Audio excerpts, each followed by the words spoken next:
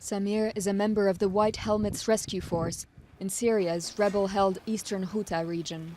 But under this huge block of concrete, his everyday nightmare hit even closer to home. Last week, an airstrike damaged his house in the town of Madira, and Samir found his mother's dead body under the rubble. I rushed here because I knew my relatives were trapped inside. We dug an opening in the wall and climbed down to the first floor, but we couldn't find them.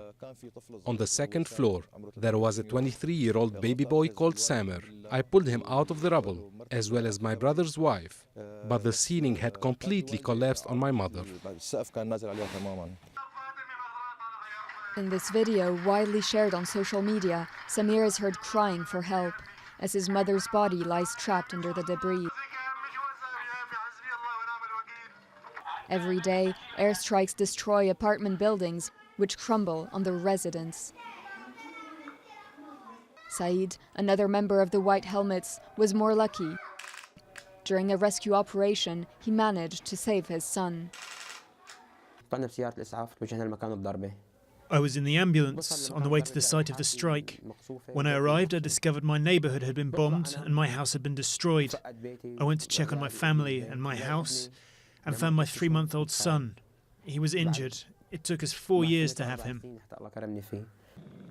In 5 days, regime airstrikes have killed more than 250 civilians in rebel-held Ghouta, just outside Damascus. Malik was confined to a hospital bed after being injured by a strike outside this makeshift clinic. But normally, this 20-year-old nurse is the one taking care of victims.